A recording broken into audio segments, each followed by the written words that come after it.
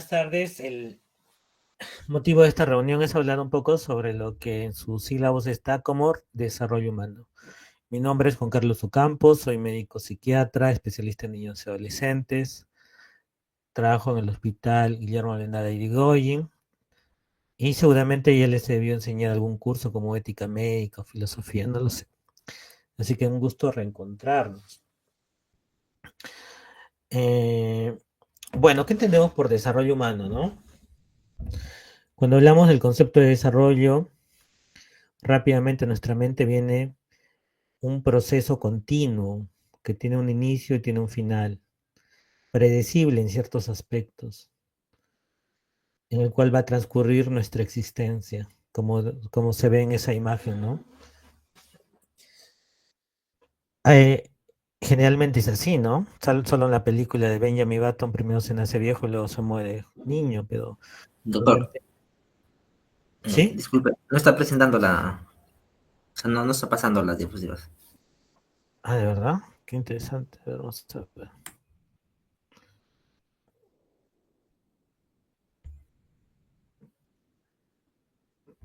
A ver,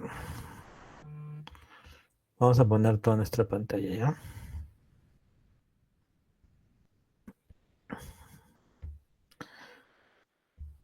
Ahora sí, ¿logran ver mi pantalla? Sí, sí se ve. Sí, ahora sí. Muy bien, entonces ustedes ahí están apreciando en esta imagen lo que sería el desarrollo, ¿no? Desde niños, preescolares, escolares, adolescentes, cuando vivimos la juventud, los que se casan, ¿no? Independientemente que se casen o no, cuando tienen familia, llegan a la plenitud en la madurez de su vida, cuando inicia la ancianidad, ¿no? Entonces todo es un proceso, ¿no? Es un proceso indetenible, predecible, en el cual van a participar factores muy variables, entonces ustedes acá están apreciando la imagen de lo que en algún momento fuimos, ¿no? Cada uno de nosotros. Ya vemos un niñito, ¿no? Que apenas ya puede llorar, uno que está gateando, uno que comienza a dar sus primeros pasos, y las mamás contentas, ¿no? Estas mamás coreanitas. Ahí viene la adolescencia, ¿no? Donde vienen las sonrisas, el enamoramiento, el compartir juguetes. Viene o quizás ya en nuestra adultez, ¿no? Con la pareja, o al final en nuestra ancianidad, ¿no? Todo es un proceso. Por lo tanto, el desarrollo se refiere a los cambios sistemáticos que ocurren en el individuo entre el momento de la concepción y el momento en el que el individuo muere. El término sistemático implica que los cambios del desarrollo son de alguna manera ordenados y tienen patrones que ocurren en la persona entre la concepción y la muerte, ¿no? No sé si reconocen a ese personaje. A ver, vamos a ver quién está acá. Kevin Gutiérrez está. Buenas tardes, doctor presente. Muy bien, Kevin, dime, ¿conoces ese personaje que está en el medio? Sinceramente no, doctor. Bueno, si a mí me lo muestran si no preparo esta clase, también no lo conocería, creo yo. Y ahora sí ya lo reconoces, Así es el actor DiCaprio. Leonardo DiCaprio, ¿no? Entonces ustedes podemos, pero ¿qué es lo que pasa, no? ¿Qué es lo que puede transcurrir para que nosotros tengamos una identidad, nos reconozcamos, ¿no? Entonces aparece una primera pregunta. ¿Qué cambió en tu vida, en tu persona, cuando eras un bebé, un niño o adolescente y en tu actualidad? Y tú mismo, Kevin, ¿qué cambios has visto? Ahora responde esa pregunta. ¿Qué cambios observas ahí? Bueno, hay cambios a nivel corporal, también de personalidad y independencia, desarrollo más amplio en la persona.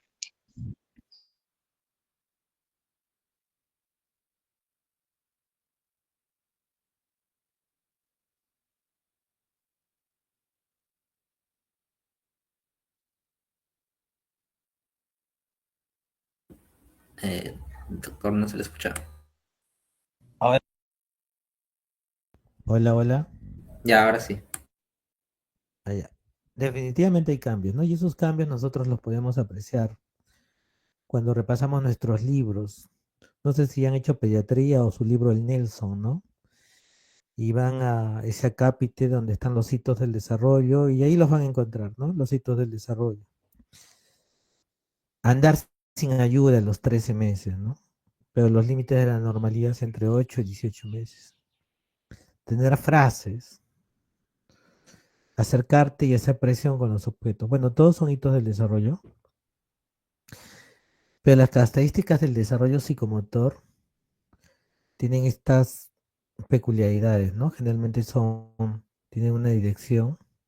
Esto lo decían sobre todo unos teóricos, los teóricos más biologicistas, en ese desarrollo cefalocaudal de lo próximo a lo distal, que hay una diferenciación progresiva. Las respuestas se van haciendo cada vez más complejas, ¿no? Para que ustedes puedan almorzar y masticar su rico tacu-tacu, tienen que haber pasado un proceso de maduración, no lo hubiesen hecho a los meses de nacido. Los reflejos primitivos proceden a movimientos voluntarios y el equilibrio, ¿no? El reflejo al modo, etc.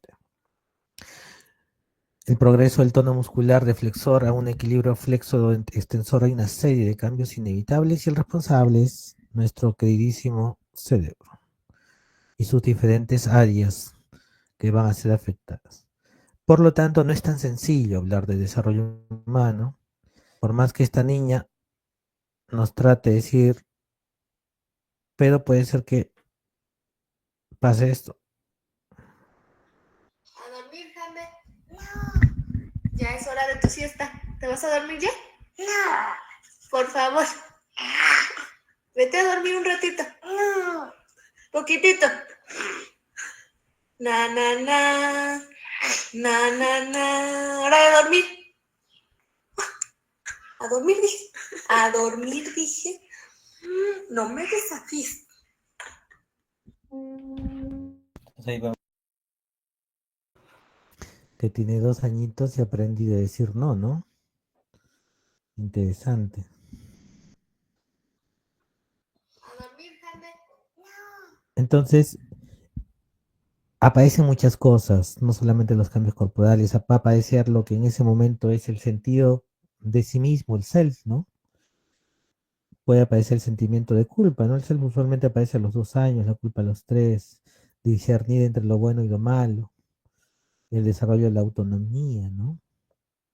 Entonces hay una serie de características que también tienen que ver con cambios psicológicos. Ya es hora de tu siesta. Sin embargo, cuando nosotros nos ponemos a pensar ya en las áreas, aparecen 3 áreas. La del desarrollo físico o sensorio-motor, la del desarrollo cognitivo y la del desarrollo socioemocional. Para mí es importante que ustedes fijen esto porque los teóricos, las personas que se dedican a estudiar desarrollo humano, van a poner énfasis en alguna de estas áreas, ponen la tilde en alguna de estas áreas. Por lo tanto, vamos a ver diferentes modelos teóricos del desarrollo humano con una tendencia o predisposición hacia alguna de estas áreas. Los que ponen predisposición en el desarrollo físico y sensorio motor van a ver cambios en el tamaño y estructura del cerebro, el cuerpo, así como los cambios en la capacidad para manejar nuestro cuerpo y sus procesos biológicos, como los patrones del sueño y la alimentación, ¿no? En cambio, los que ponen énfasis en el desarrollo cognitivo van a ver los cambios en las habilidades y el funcionamiento cognitivo, incluyendo la percepción y el lenguaje. Y los que ponen énfasis en el desarrollo socioemocional van a ver cambios en la capacidad para vincularse afectivamente con los otros, cambios en el sentido conocimiento de nosotros mismos, el desarrollo del self, y el desarrollo de la identidad de género, el desarrollo moral, ¿no? Miren, qué interesante. Entonces yo quiero que ustedes acá presten mucha atención, porque los teóricos se van a inclinar por algunas áreas de sus preferencias. Por ejemplo, cuando lleguemos a desarrollo moral y hablemos de Colbert, ya saben que su área de interés es la socioemocional. hay una serie de etapas del desarrollo, ¿no? Estos son clasificaciones por consenso. Se puede hablar de la etapa prenatal, el marcador biológico es el nacimiento, de la infancia, marcador biológico, eh, más allá acá hay un marcador cronológico, ¿no? Que son los 2 años. Pero también hay un marcador cognitivo y psicosocial que es el lenguaje y el pensamiento simbólico. Luego está la niñez temprana, a los 6 años, la niñez tardía, que va hasta los 11, donde aparece la pubertad y posteriormente la adolescencia, ¿no? Y acá sucede algo bien interesante porque aparece el razonamiento abstracto. Es por eso que los adolescentes pueden incluso tener rendimientos académicos notables porque ya tienen esta capacidad que tiene que ver con una teoría que es la teoría del desarrollo cognitivo de Jean Piaget, que pasamos de un pensamiento concreto a un pensamiento abstracto, y eso ocurre alrededor de los 12 años. Como no, la juventud, que ha cambiado mucho, se es joven por mucho más tiempo. Antes ya llegabas a los 40 años y estabas entrando en la madurez, pero ¿cómo es, no? La parte social también influye sobre las características biológicas. Y la tercera edad, que también se ha extendido, antes hablar ya de tercera edad a los 60 años puede ser sinónimo de que te manden un adjetivo calificativo, ¿no? Si ustedes ven al actor que hace Daniel San en Karate Kid, el hombre tiene más de 60 años, pero pelea como un jovencito. O el mismo Tom Cruise, ¿no? Que tiene más de 60 años, pero difícilmente a esa edad los podríamos llamar abuelos, ¿no? Con la concepción que tenemos. Entonces, también el ambiente, el contexto, las circunstancias influyen. Acá tenemos una ceremonia, que es la ceremonia del Sari en la India, donde esta jovencita al cumplir 12 años, la visten con estos telares multicolores y estos lienzos, aretes, joyas, que representan que se ha vuelto adulta y que está lista para la procreación. Más o menos para que tengan, es un hito, ¿no? Es como nosotros haciendo un paralelo a los 15 años. Ahí no existe la fiesta de los 15 años, pero existe esta ceremonia en algunos lugares de la India que se llama el Sari, ¿no?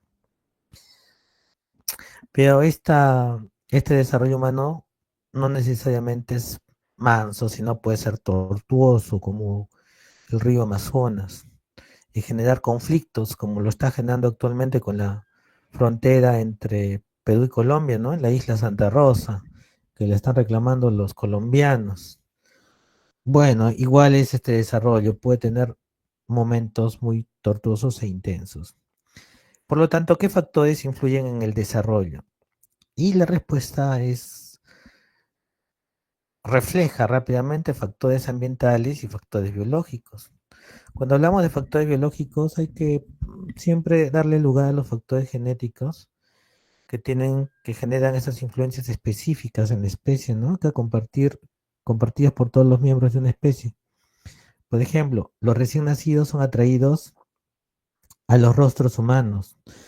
Yo no sé si ustedes se han percatado de eso, pero a un recién nacido le atrae ver el rostro, como que te miran fijamente. Cualquier rostro, ¿eh? Pero también suelen haber algunas características específicas de cada persona, como por ejemplo el temperamento. Esos son factores muy genéticos, pero que hay que tomarlos en cuenta. Miren, ese niño está medio enojado, el otro está risueño. Los factores ambientales también, ¿no? Hay algunos que son comunes a la especie. Por ejemplo, no podemos escapar ninguno de nosotros, ni los animalitos, de la ley de la gravedad o la ley de causalidad de Piaget. Hay una necesidad de la especie de un cuidador adulto para sobrevivir y relacionar con nuestra psicología. O sea, hay cosas permanentes, ¿no? Entonces, hay algo que si viviésemos en otro planeta, no, pues no estaría presente. Pero también tenemos unas circunstancias, como decía Ortega y Gasset, yo soy yo y mis circunstancias, y si no la salvo a ella, no me salvo yo. También hay un contexto histórico, ¿no? Porque hay factores ambientales que caracterizan un momento de nuestra historia, tales como las ideas prevalentes, hechos públicos, la tecnología disponible. Por ejemplo, esta clase está hecha con una etapa que hasta el año 2000 18, 19, antes prepandemia, sería imposible imaginar que haya evolucionado tan rápido. Pero es parte de la tecnología disponible, ¿no? Ahora muchos de ustedes utilizan la realidad de inteligencia artificial, ¿no? Para trabajar, pero también tiene sus vicios. Bueno, somos hijos de nuestro tiempo.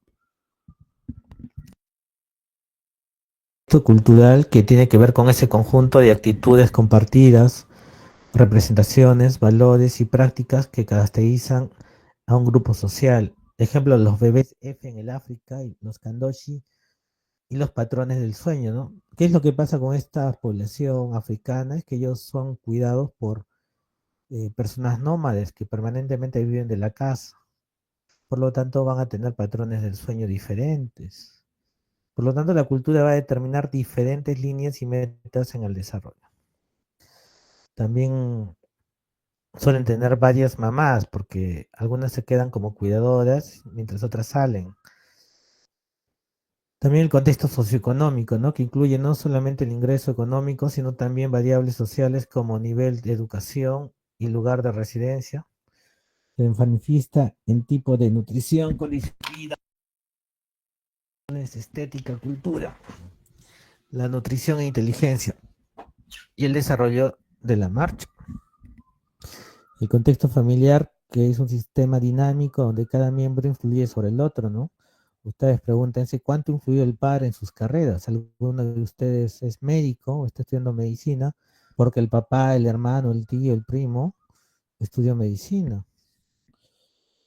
O también por otros subsistemas, ¿no? De repente han conocido a alguna persona que ha influido sobre ustedes y les ha nacido ese deseo.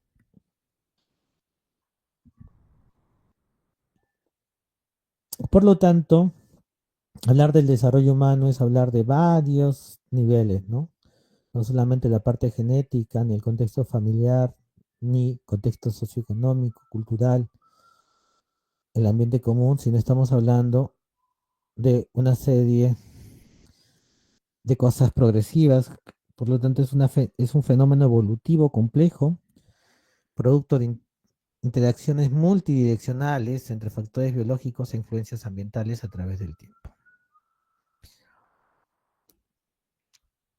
Una ramita, ¿no? Con su raíz. Bueno, cuando hablamos de desarrollo humano hay como dos grandes áreas en el desarrollo humano. Uno es la psicopatología del desarrollo humano, el otro es la psicología del desarrollo humano. Bueno, ambas la van a conocer, ¿eh? Ustedes todavía estamos en las clases teóricas donde vemos la parte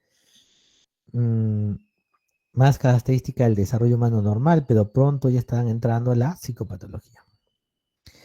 Acá les traigo algunos estudios interesantes con poblaciones generacionales en cortes, ¿no?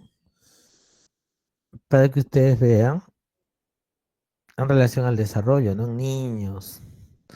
Hay uno en el cual participa Perú, que es en el estudio de los niños del milenio, que es un estudio que se realiza en otros países como Etiopía, India, Vietnam, y busca entender las causas, correlatos y consecuencias de la pobreza en el desarrollo de los niños, así como los efectos de las políticas en el bienestar de la niñez.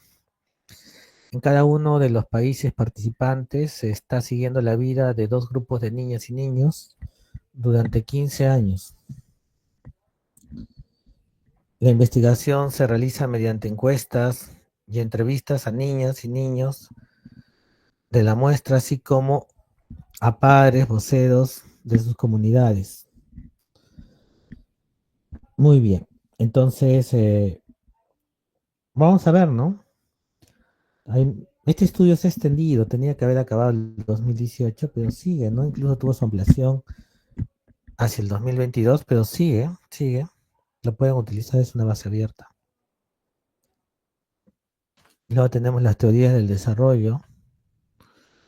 Y esta es la parte neurálgica de esta clase, ¿no? Como yo les dije en su momento, los diferentes teóricos van a poner énfasis dependiendo de las áreas que les genera mayor atracción, ¿no? El área cognitiva, el área socioemocional, la física, no lo sé. Pero ahora vamos a conocerlos y vamos a descubrir cuál es su interés.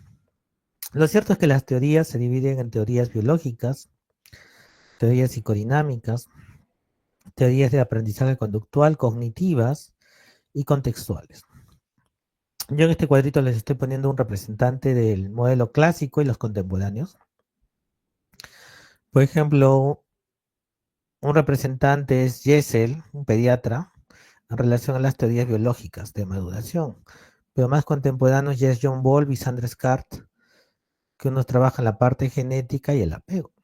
Cuando hablamos de psicodinámicas, el clásico doctor Sigmund Freud, con su psicoanálisis clásico, es un buen ejemplo, ¿no? Él lo estudia con sus etapas del desarrollo psicosexual. Pero ya más modernas tenemos a Erik Erikson con su teoría del desarrollo psicosocial. Luego en aprendizaje conductual vamos a tener algunos representantes muy conocidos como Watson y Skinner, pero también vamos a tener a unos más actuales como Albert Bandura, que recientemente falleció hace no mucho, el 2021, ¿no? En plena pandemia. También vamos a tener representantes cognitivos como el genial Jean Piaget con su teoría constructivista. Y en temas contextuales vamos a tener el modelo sociocultural de Vygotsky. Ese hombre también fue genial, ¿no? Lev Vygotsky, el ruso, jovencito, falleció, lamentablemente, pero dejó bastante profundidad en su trabajo. Y la teoría ecológica de Uriel Bronfenbrenner, ¿no? Que es un personaje que lo vamos a analizar en su debido momento más adelante. Ahí seguimos con las teorías del desarrollo. Bueno, ahí tenemos a... Las teorías biológicas han sido influenciadas por Darwin.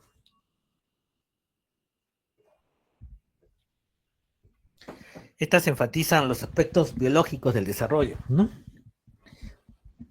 El desarrollo desde dentro del organismo va a dar mayor énfasis a la genética.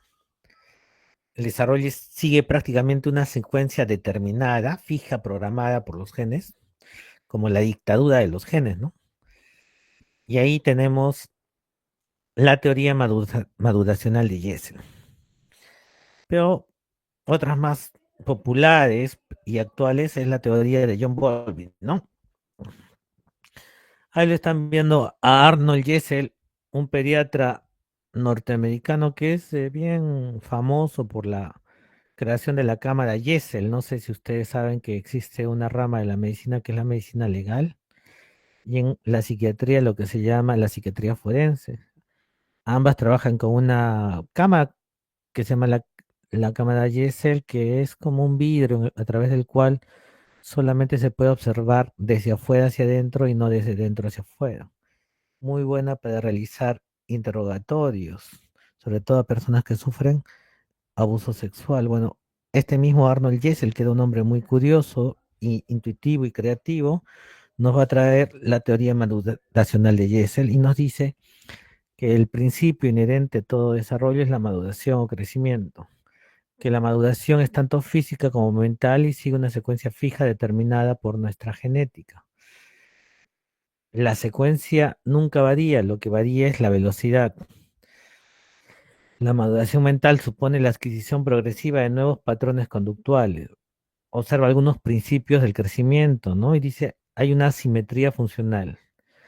Según Jessel, éramos más efectivos si enfrentábamos al mundo desde un ángulo, un ojo o una mano dominante. Por eso somos zurdos o somos derechos, ¿no? Tiene su razón de ser. Va a ayudarnos en nuestra ser personas más diligentes y efectivos. Otro criterio es el entregimiento recíproco, proceso por el cual la bilateralidad genera tendencias hacia una organización, ¿no? La autorregulación, los mecanismos del desarrollo regulan su propio crecimiento y funcionamiento. Eso también lo apreciaba, por ejemplo, ¿no? Cuando uno se acerca bruscamente al rostro de un niño, el niño puede al inicio tolerarlo, pero luego entra en llanto y desea que se aleje, ¿no? Entonces ahí va a haber como una regulación en relación a los estímulos, ¿no? Que pueden saturarlo. Son observaciones de el doctor Jessel. John Bowlby y su discípula Mary Ainsworth van a hablarnos sobre la teoría del apego, como se ve en esa imagen, ¿no? Que está un niñito echado sobre el dorso de la madre, o el pecho, perdón, de la madre.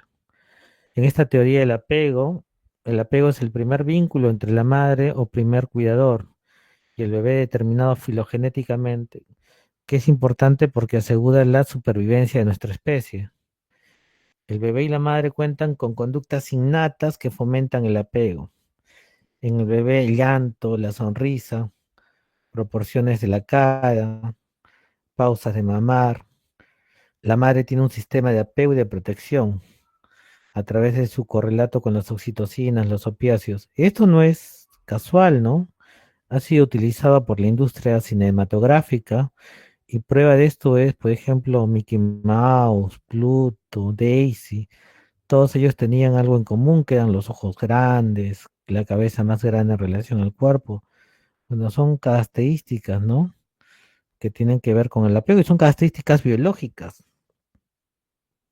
Y que lo aplicó para la utilidad el genial Walt Disney en la creación de sus dibujos, ¿no? No es casual que Mickey Mouse pues sea cabezoncito, que tenga los ojos grandes, genera ternura, ¿no? Es una característica muy biológica. La importancia del ambiente, particularmente la calidad de relación para determinar el tipo de apego. Y Ainsworth nos habla de la sensibilidad materna y de los tipos de apego. Acá es muy importante recordar que el apego es como una necesidad que todos tenemos de tener una figura que nos brinde seguridad y afecto.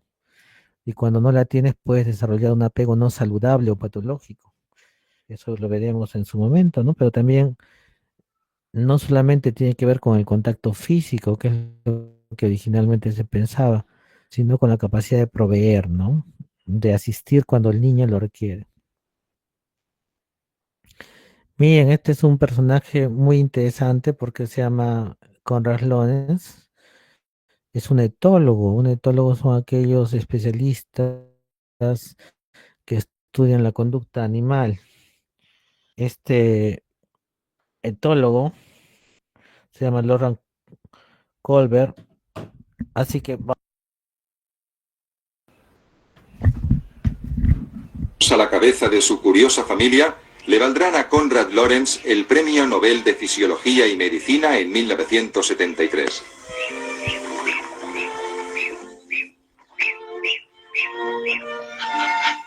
Este pato ha sido aislado desde su nacimiento de otros miembros de su especie, con lo cual solo conoce a otra criatura, Lorenz. El genio se convierte desde el principio en el único objeto de su atención.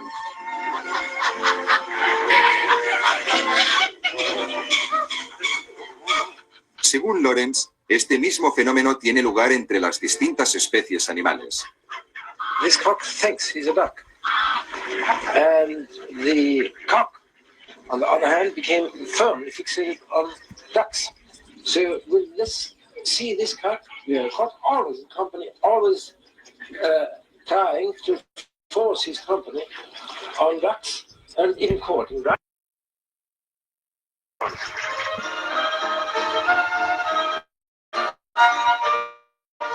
Por tanto, el sentimiento de identificación no sabe de barreras entre especies. muy bien, entonces ven este concepto que en su momento Lawrence Corran lo llamó la impronta, pero que John Bowlby lo utiliza como la teoría del apego, ¿no? Bueno, acá tenemos otra característica que tiene que ver más con qué es lo que entendía Sigmund Freud ya en el modelo lo que es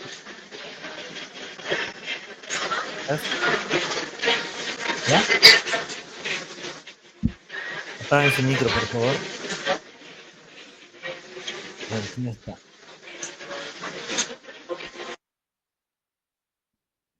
¿Ya apagaron su micro? No, ya.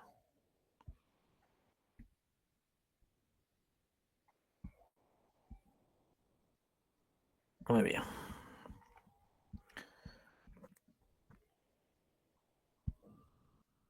Acá está. Este es bien interesante porque Acá vamos a ver dos ideas contrarias. Por un lado, Sigmund Freud decía que lo más importante era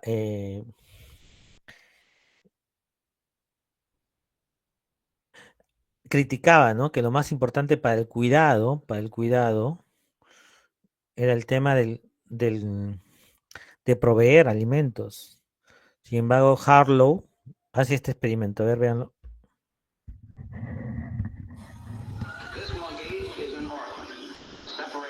Harry Harlow, un psicólogo que estudiaba a los monos, al que vemos en estas imágenes, se quedó sorprendido viendo lo importante que resultaba para monos pequeños que criaba en una jaula sin contacto con su madre, un pañal o un trozo de trapo que se solía dejar en el suelo de la jaula. Lo que vamos a ver son unas imágenes de una película realizada en 1961 que describe las experiencias de Harlow y que tiene ya un valor histórico. Harlow observó, como estamos viendo, que el monito protestaba con enorme viveza e intensidad cuando, para limpiar la jaula, se le sacaba ese trozo de trapo. Era como si los monitos establecieran relaciones estrechas con esa tela.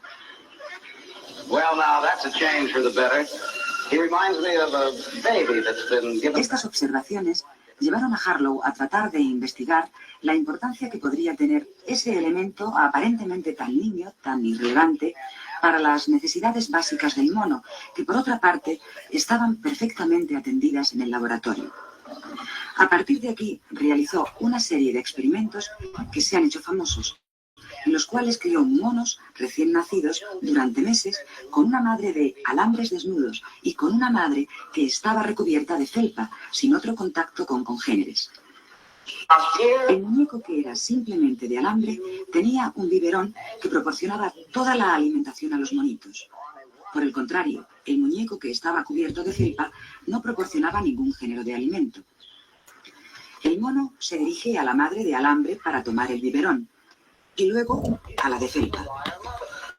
Harlow encontró que los monitos permanecían 17 horas por término medio subidos a la mona de felpa y solo una, lo necesario para comer, subidos a la de alambre. Pero además, el vínculo que establecían con la mona de felpa, que no proporcionaba ningún alimento y solo una superficie y un contacto confortable, era muy fuerte. Veamos lo que sucede cuando se introduce en la jaula este objeto terrorífico.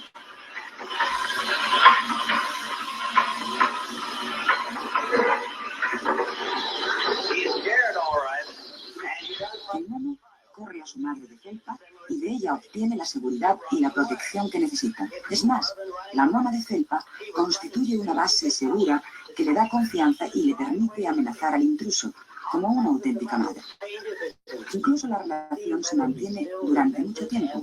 Este mono, ya más grande que los anteriores, aunque todavía joven, ha estado separado de su madre durante 6 meses sin verla nunca, y de esta forma tan expresiva le manifiesta su cariño al encontrarse con ella. 6 months away from her, having no way weakened the tie between this infant and his mother. Le van a permitir que les muestre todavía unas imágenes más, nuevamente de una situación de miedo. Vamos a ver a un mono que se ha criado con una madre de felpa, que corre a refugiarse en su madre cuando aparece el objeto que asusta, y uno que se ha criado sin ningún tipo de madre. Vemos el desamparo de este último, que solo puede acurrucarse en el suelo y mostrar conductas que nos recuerdan las de los niños autistas.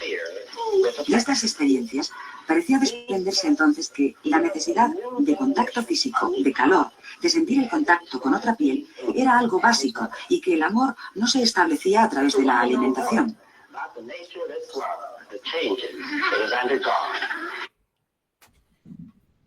Muy bien, entonces, ¿cómo no? Van cambiando las interpretaciones dependiendo de los aportes que te van dando los teóricos.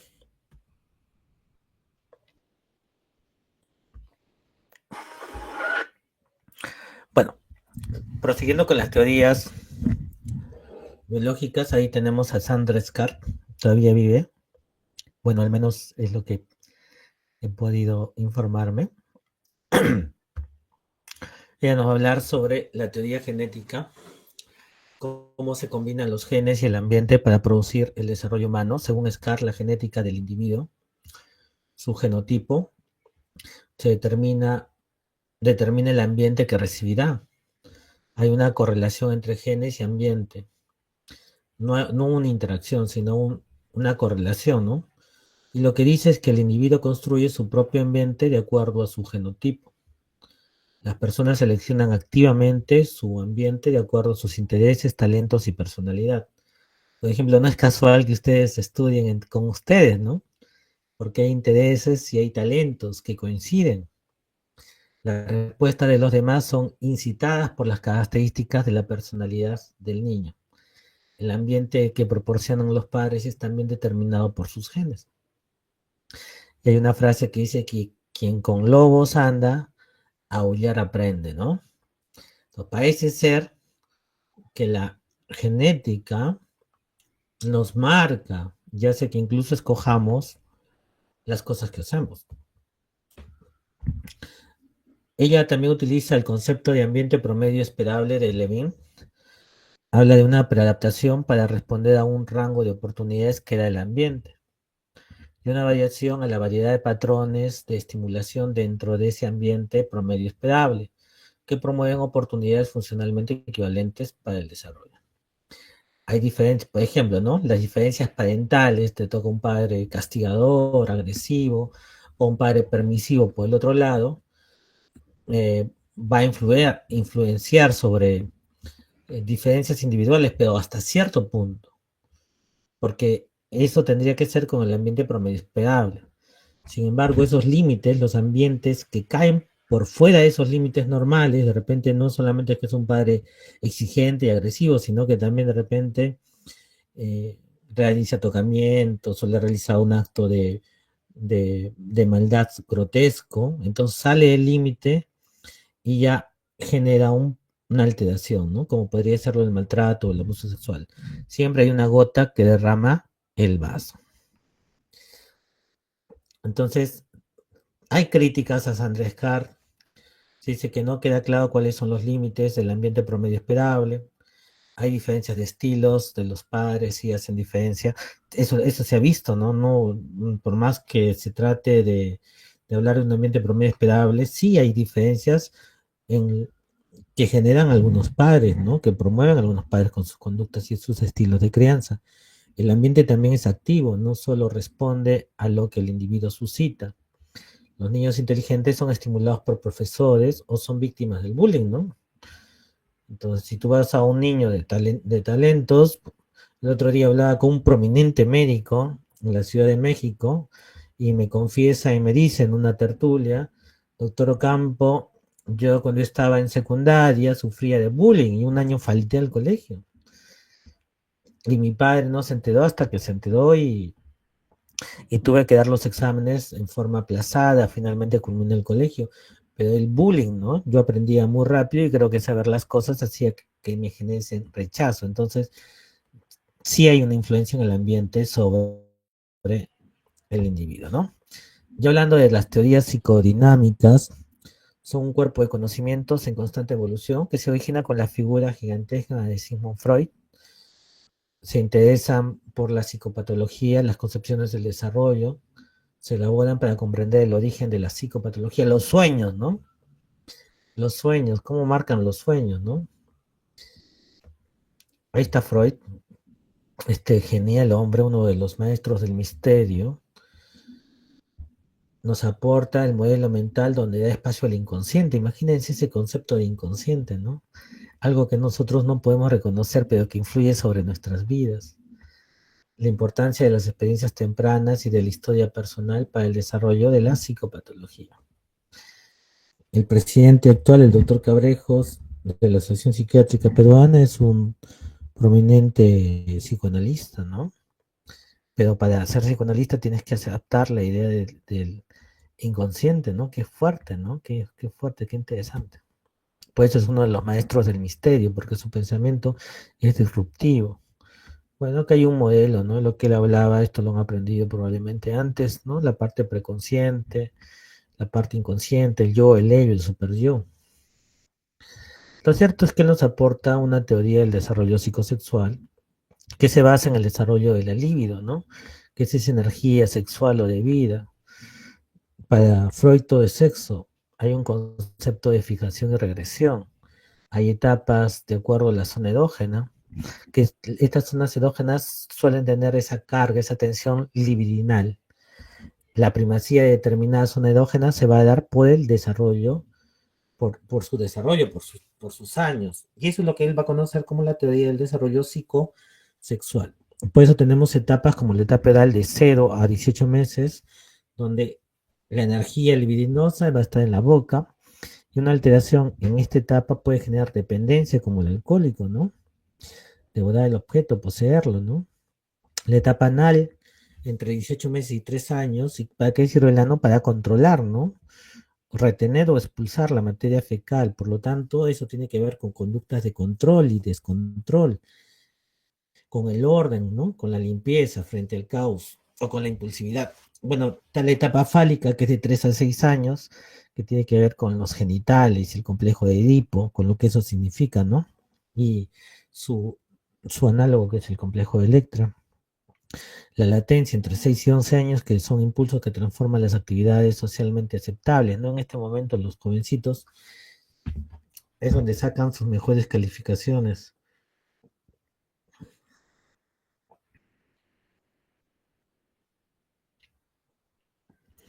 Y luego está la etapa, la de latencia de 6 a 11 años, que les dije, es una etapa simpática, tranquila, y finalmente otra vez irrumpe la etapa genital, ¿no?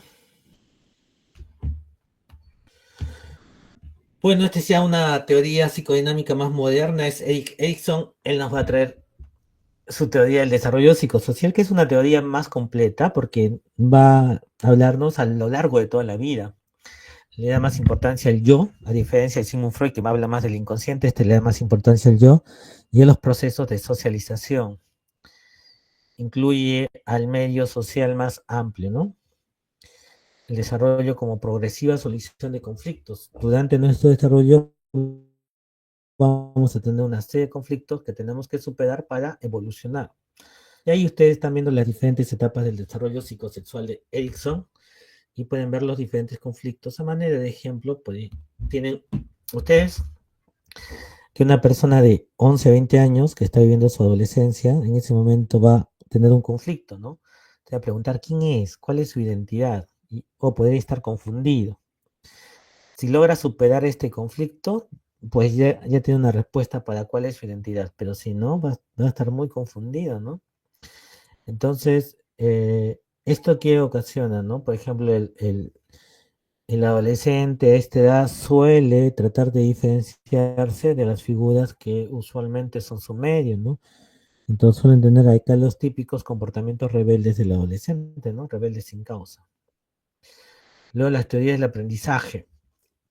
Las teorías del aprendizaje ya más tenemos el conductismo, el condicionamiento operante, el aprendizaje social. Acá ya más externo, ¿no? Por ejemplo, en el conductismo, ahí ustedes tienen, a ver, veamos este videito para ver conductismo de Watson.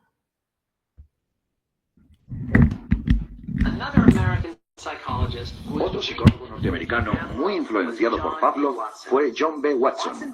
Watson creía que en psicología lo único viable de estudio científico eran las conductas aprendidas observables. Atacó las doctrinas sobre rasgos heredados e instintos como causa de un comportamiento.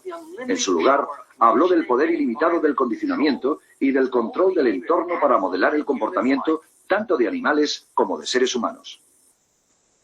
Para estudiar el poder del condicionamiento, Watson utilizó bebés como sujetos de estudio, tal como vemos en estas imágenes de 1920. Watson demostró que se podía aprender emociones fuertes en una situación por condicionamiento y después generalizarlas o transferirlas a otras situaciones similares sin tener que repetir el condicionamiento original. Watson y su ayudante, Rosalie Reiner, condicionaron a los bebés para asustarse con un ratón blanco que antes les había gustado. En este caso, trabajaron con un bebé de 8 meses, el pequeño Albert. Cada vez que aparecía el ratón, se hacía sonar un ruidoso gong que alarmaba al bebé. Poco después, la aparición del ratón solo era suficiente para asustar al bebé y hacerle llorar. Se estaba operando un condicionamiento clásico. Cuando el bebé se alejaba gateando del ratón hacia un sitio seguro, su comportamiento resultaba recompensado y de este modo su miedo se reducía. En ese momento se estaba operando un condicionamiento instrumental. Más adelante, cuando el bebé veía algún estímulo similar al ratón, un conejo, un perro, un abrigo de piel, una máscara, su miedo aprendido se había generalizado para cualquiera de ellos. Aquellos bebés que antes no tenían miedo de nada, ahora se atemorizaban fácilmente por una gran cantidad de cosas inofensivas. Este primer estudio de Watson fue controvertido debido a la utilización de bebés. Hoy en día, un experimento de este tipo no podría llevarse a cabo debido a las estrictas directrices éticas que gobiernan el tratamiento de todo tipo de sujetos de investigación, tanto humanos como animales. Algunos años después de estas demostraciones, un miembro del equipo de Watson, Mary Cover Jones, desarrolló técnicas para eliminar miedos ocasionados por condicionamientos naturales en adolescentes. Jones fue la primera terapeuta conductista. Pero estas técnicas llegaron demasiado tarde para algunos de los sujetos de Watson. El destino del pequeño Albert permanece en la incógnita. Pobre pequeño árbol, ¿no? Muy bien, entonces ustedes se dan cuenta que este es un proceso continuo. Por lo tanto, aquí en estos modelos hay como una influencia del ambiente, ¿no? Lo que marca. Es como una tabla rasa, donde es la experiencia la que genera la modificación de la conducta. Otro psicólogo norteamericano muy influenciado por Pavlov. A ver, veamos este videíto de el aprendizaje operante de Skinner. Como la mayoría de los seres vivos, la paloma asocia enseguida el accionar la palanca con la recompensa. Pero cuando un temporizador suelta una semilla de forma automática cada 20 segundos, la paloma se pregunta: ¿qué he hecho yo para merecer esto? Si en ese momento estaba aleteando, continuará aleteando, convencida de que sus actos tienen una influencia decisiva en lo que ocurre. Oficialmente llamada cámara de condicionamiento operante, la caja de Skinner es uno de los inventos más conocidos en la historia de la psicología. Se creó con el objetivo de demostrar que se podía inducir y modificar el comportamiento de un animal mediante estímulos externos. Muy bien, entonces es el reforzamiento y el castigo, ¿no? Reforzamiento aumenta la conducta, algo positivo, disminución de algo negativo, y el castigo disminuye la conducta, algo negativo o reducción de algo positivo. Como la mayoría de los seres vivos. Acá tenemos el aprendizaje social de Albert Bandura. Como les dije, falleció en el 2021. Para él, la importancia de la observación e imitación de la conducta como mecanismo de aprendizaje. Eran componentes de aprendizaje por observación. Esta figura muestra que un adulto golpea a este muñeco, el tente tieso, y luego el niño repite los actos. Es por eso que uno de los mecanismos más potentes de aprendizaje en la infancia y adolescencia es la imitación. Y en las teorías cognitivas tenemos principalmente la de Piaget. Este sabio nos va a hablar sobre su teoría de epistemología genética. El desarrollo cognitivo como una secuencia de estructuras mentales cada vez más complejas que construye el individuo en su interacción con el mundo. El desarrollo cognitivo depende de la interacción del mundo físico. El niño interactúa con el mundo, es un agente activo, un experimentador, un constructor activo de su conocimiento. La acción en el mundo físico produce estructuras mentales. Este también es muy influyente en los modelos educativos, ¿no? Como el modelo constructivista, que es de alguna manera lo que más se utiliza en las universidades. También invariantes funcionales como herramientas de orden biológico nos permite construir nuestro conocimiento. La biología nos permite interactuar con el mundo y adaptarnos a él. Acá tiene una serie de conceptos, ¿no? Dice que nosotros tenemos algo como esquema, que es una estructura mental. Por ejemplo, aquí en esta imagen, ¿no? El camello. Yo sé, digamos, que mi esquema no conoce al camello, ¿no? Yo solamente conozco otros tipos de cuadrúpedos. Entonces, cuando llega algo que es una información diferente a lo que yo conozco, va a procesarse un proceso de asimilación y acomodación, que son mecanismos biológicos que nos sirven para adaptarnos al mundo. Entonces yo puedo ver, ¿no?, por las formas, un proceso de asimilación y tratar de encontrar características, ¿no?, similares a las cosas o esquemas que yo ya tengo, hasta que finalmente tengo que tener tendencia al equilibrio, porque ya se está reorganizando el nuevo conocimiento.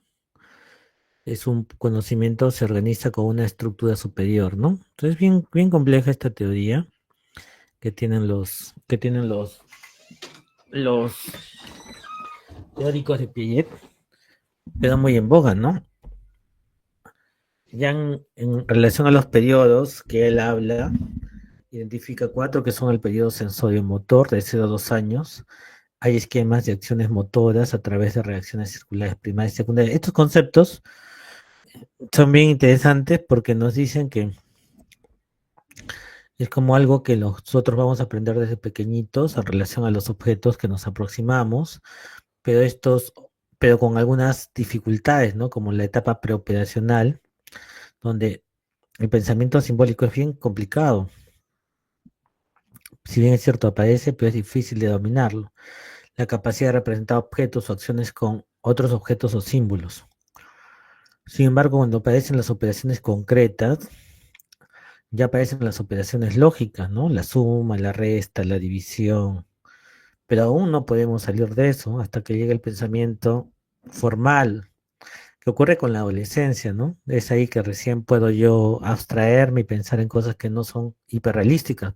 Porque hasta antes el nivel de operaciones, el periodo de operaciones concretas era como muy hiperrealístico, ¿no? Uno ve lo que observa, por ejemplo, el típico eh, modelo del péndulo, ¿no? Se le pregunta a una persona que observa un péndulo y se le dice, ¿qué mueve el péndulo? Y uno dice, bueno, una fuerza que lo empujó, ¿no? Lo mueve el péndulo. De repente también la soga, ¿no? Mueve el péndulo, ¿no? Sin embargo, cuando ya tú superas esta etapa, vas a decir, no, pues puede ser que esté moviendo el péndulo la ley de la gravedad. Pero la ley de la gravedad se entiende conceptualmente, pero no concretamente. Sin embargo, a esta edad ya se puede tener ese tipo de certeza, ¿no?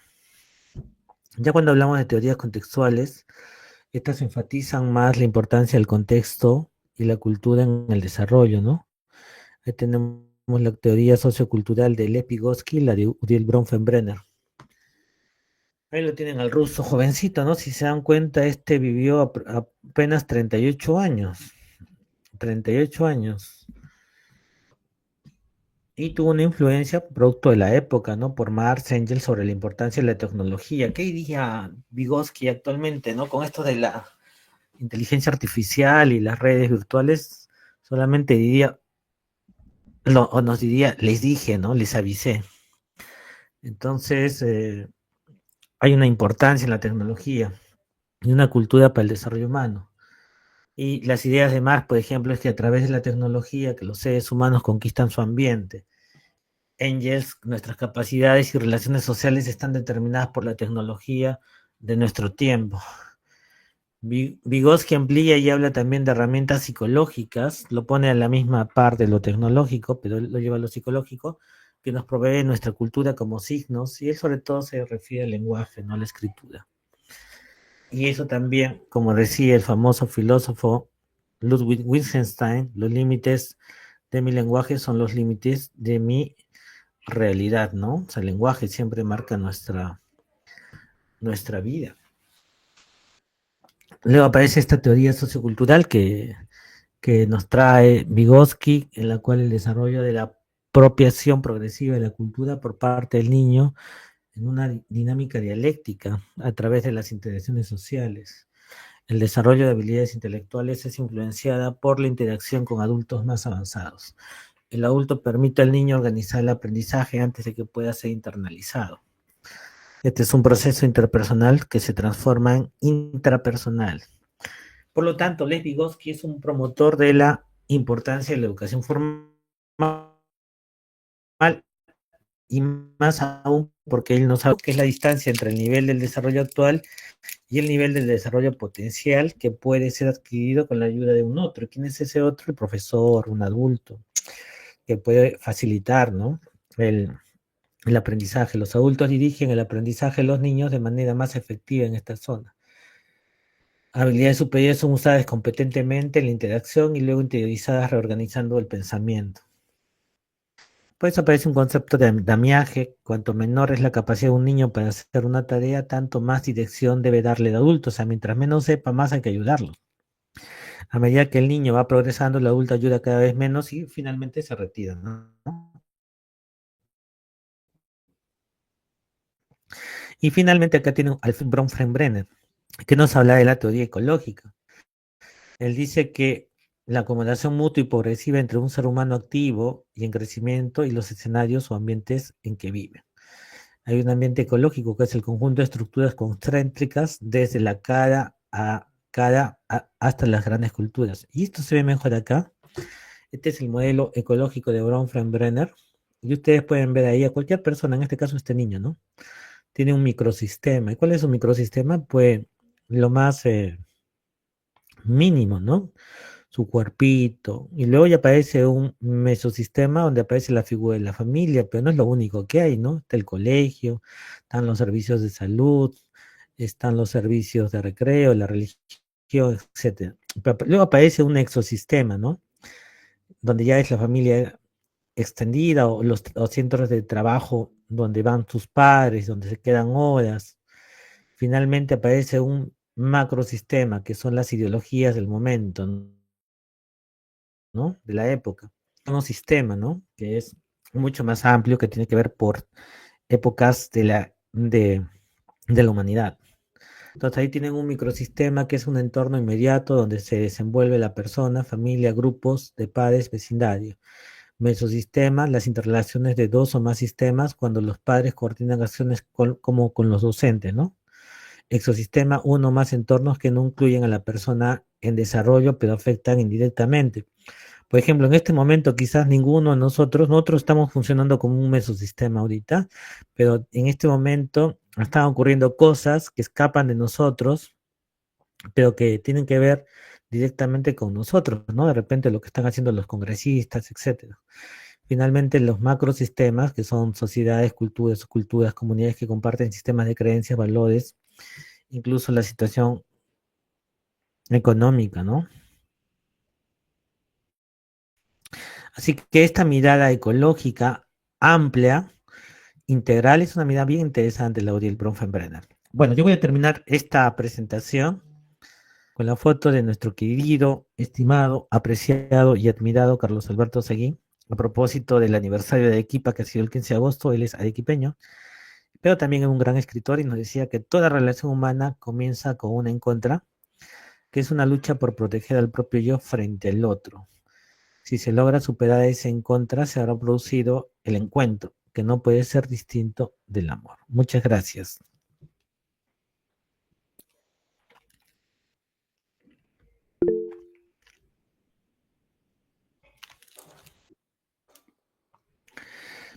Muy bien, entonces nos vamos a quedar acá. Yo creo que algo que ustedes tienen que ya recordar para el examen, por favor, presten atención. Yo creo que las etapas del desarrollo psicosocial de Edison es muy importante, sobre todo en relación a la adolescencia. Me importan mucho los cambios en la adolescencia. También las etapas del desarrollo cognitivo de Jean Piaget, también en relación a la adolescencia. Yo les voy a mandar un casito clínico en relación a eso, y ustedes me van a tener que fundamentar bajo el modelo teórico de tal autor en qué etapa se encontraría, ¿no? Un poquito para que ustedes pongan, pero me interesa mucho la adolescencia. Creo que es muy fundamental porque ustedes van a trabajar con jóvenes, adolescentes, cuando salgan al CEDUM, y la forma de relacionarlos con ellos, en cómo actúan, va a ser diferente. Así que agradezco la atención prestada y nos estamos viendo ya cuando estén en la clase o en la próxima clase, ¿sí? Muchas gracias. Gracias, doctor. Hasta luego. Gracias, doctor.